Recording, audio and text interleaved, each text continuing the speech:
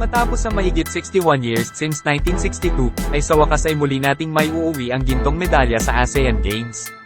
Ito ay matapos manalo ng Gilas Pilipinas kontra sa national team ng Jordan. Matapos matalo ng Gilas sa Jordan noong nakaraan, ay bumawi ang mga Pinoy at tinambakan ng 10 puntos ang Jordan 70-60. Para tanghaling hari ng basketball sa buong Asia. Nagawang basagin ng Gilas ang tablang score na 30-30 sa second half. Matapos pumasok ang magkakasunod na mga tres ng mga Pinoy. At dito na na-outscore ng Pilipinas ang Jordan, 20-10 run.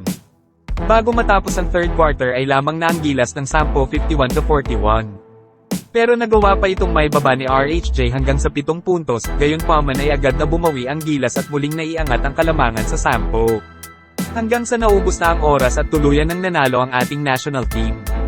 At ang huling pagkakataon na nanalo tayo ng ginto ay noong 1962, kung saan ay tinalo natin ang bansang China. Magmula noon, ang naging pinakamataas na nating nakuha ay ang 4th place noong taong 2002. Kung saan ginanap noon sa bansang South Korea.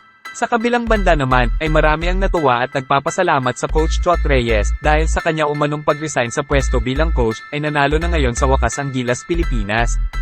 At muli congrats sa ating mga manlalaro at mga coaches ng Gilas Pilipinas, mabuhay kayo! At sa iyo na rin Coach Chot Reyes, maraming salamat sa iyong pag-alis, huwag ka na sanang bumalik pa, charot lang.